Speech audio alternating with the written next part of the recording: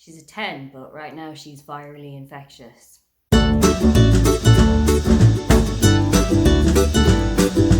Hi, welcome, come on in. My name is Aoife and today I am taking the They're a 10 but book tag.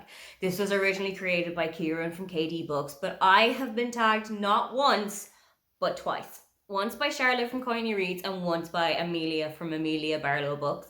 So I think my opinion on the situation is not just called for, but demanded by this stage. This tag takes the kind of common phrase, they're a 10 but, and applies it to some of the books that are in your life, either that you've already read and loved, or that you are going to read, but hopefully you're going to love. So let's take a look at what the questions are. First up is they're a 10, but they're over 500 pages long. And there was absolutely zero competition with this one. As soon as this question came up, I knew that Rachel's Holiday by Marion Keyes was going to fit in. This clocks in at a hefty, I think it's on like 600 pages. Let me check. 626 pages of just sheer brilliance. This is my favourite of any of Marion Keyes' books. I don't even care that it is 600 pages long.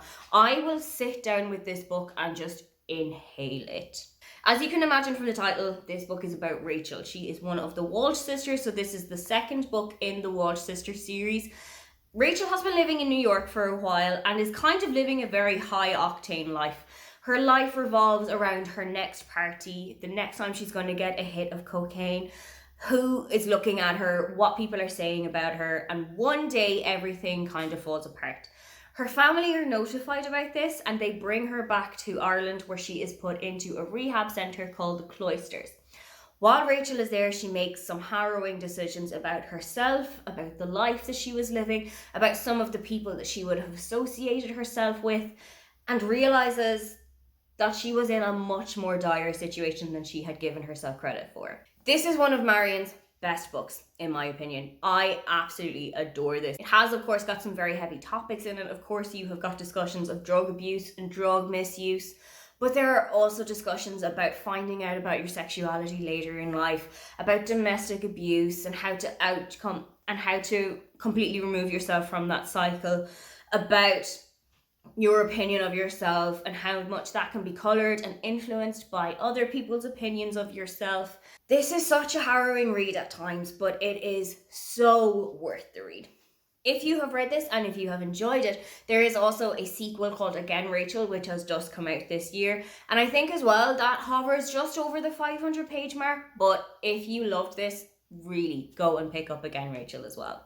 Next is They're a 10 but they're on pre-order, and this one is The Christmas Wish by Lindsay Kelk. I pre-order every single one of Lindsay Kelk's books because I just know that she's going to blow me away every time. She's one of my favourite romance authors. She's one of my favourite kind of chick lit, clean lit authors, and I look forward to her books every single year. The Christmas Wish is about Gwen, whose life is not going as well as she would have hoped. Her job is starting to fall to pieces. Her love life has had much better days. So over the Christmas break, she heads back to her parents' small town and just kind of resets herself. While she's there, she makes a wish that it would just be the same good Christmas that she used to have, that she remembers, and the wish comes true. And she is stuck in this time loop of the best Christmases that she's ever had, happening time and time again. And she's trying to find a way out of it. But while she is there, she bumps into a very attractive man who has just moved to the area and who has definitely caught her eye. I love kind of time loop books. I've read a couple of them and it turns out that that is a trope that I'm really into. I really liked The Rehearsals by Annette Christie, for example, and I absolutely loved the idea of the time loop in a Holidays by Christina Lauren. So this, again, being a Christmas book that is set in a time loop, I think that's going to enamour me to this book even more. Next up is They're a 10 but they're a red flag. For this one, I have to go with Candy by Kevin Brooks, but only because of the subject matter. That's definitely what my parents want me to say about this book. This book follows Joe, who is about 14 or 15 years old, and when he's on the way back from a doctor's appointment one evening, he bumps into Candy on the street. Candy is a striking, stunningly beautiful girl, but she has got a kind of a troubled life. Candy is a teenage prostitute. She is addicted to heroin. She's very much under the thumb of her pimp, and she's really looking to break out of that cycle, but it's proving a lot more difficult than she was expecting because Iggy is just around the corner no matter where she goes. Her involvement in Joe's life kind of throws everything into a loop. His whole family life has been upended. His sister and her relationship has been kind of set asunder. And at the end of the book, there is such a huge climactic scene. I feel like I need to go back and read this book. I haven't read it in about 10 years, and every time I read it, I love it more. But I am a little bit concerned about what if I go back and I don't love it as much this time? What if I go back and it's not the same book as I remember? Maybe it was just teenage hormones that I loved it so much, or maybe it was just that it felt a little bit risque when I was younger. I don't know if that's truly the aspect of this book or if it is just something that I really loved. Next up, they're 10, but they're over 100 years old. I absolutely adore Little Women by Louisa May Alcott. This is one of my favourite classics of all time. I don't know if it's my favourite classic of all time, but it's very high up there at least.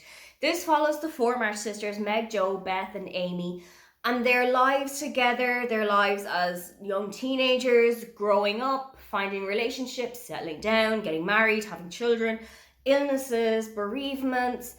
Every kind of human emotion that you can think of is what these girls go through in the risks of this book. Everybody in the world has a March sister with whom they kind of associate more or that they see more of themselves in. I feel like I'm very much a Jo Sun, but with an Amy Moon and a little bit of a Beth Rising. But if you ever tell me that I remind you of Meg, I think I'm going to have to put you in the ocean. I have read this maybe about 3 times in my entire life. I've also only seen the 2020 film. I haven't seen the one that has like Winona Ryder or Kirsten Dunst in it, but the one that was in 2020 with Emma Watson and with Saoirse Ronan is one of my favourite films from that year. It's definitely one that I go back to time and time again. The book and the film, if I need a little bit of comfort, if I need something cozy that's going to get me through like the winter, because this feels like a very wintry book, especially because it starts at Christmas time. If I need a little bit of comfort, this is like wrapping up in a comfort blanket. Next up is They're 10, but they were studied in school, and this is for sure Hamlet by William Shakespeare. It's my favourite Shakespearean work. I have only done or read 2 of them, but of the 2 that I've read and studied quite intensely, this is my favourite one. Hamlet is, of course, about the Danish prince Hamlet, whose father is murdered, and Hamlet then is met one night by his father's ghost and has to go out and avenge his death, but it turns out that the murderer was Hamlet's uncle Claudius, who is now sitting on the throne and married to Hamlet's mother, Gertrude. This is kind of, it's easier to say who survives the play than who dies, because pretty much everybody ends up this play dead.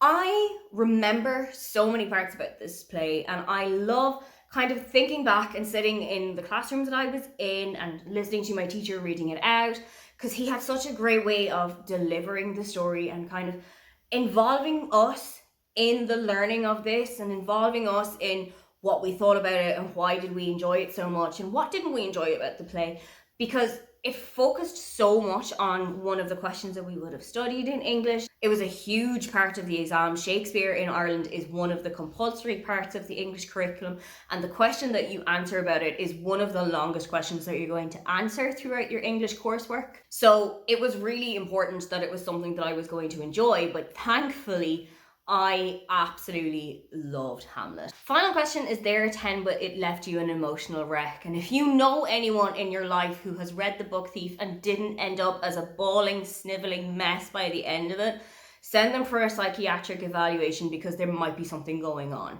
I vividly remember where I was when I read the final couple of 100 pages of The Book Thief. I was about 18 or 19. It was definitely in my final year of secondary school. One of my friends gave me their copy of The Book Thief as a loan and said, I think you're going to really enjoy this book. But she didn't warn me that this is the kind of book that's going to rip your heart in half and play volleyball with it. The book is set in Nazi Germany during World War II, and it is narrated by Death. So as you can imagine, things are kind of starting to pick up for Death. He's going through a quite busy time professionally. But I really loved reading about Liesel and about her connection with her foster family and about the connection that she had with Rudy, one of her neighbours, and how their kind of love story blossomed throughout the book. It absolutely broke my heart in two. It's one of my favourite books, but I have to go into it so gently because I know if I go into it, I'm just going to end up an emotional wreck right by the end of this book. Those are my answers to the They're a 10 book tag. And I am going to tag a couple of my friends, namely Michelle from Michelle's Library, Cailey from Cailey Books, and Lexie from Books with Lexie. If you would like to leave a comment but you cannot think of anything to say, then just leave me the 10 in a box emoji. Don't forget to like and subscribe because I have new videos up every week. Now, get on out of here.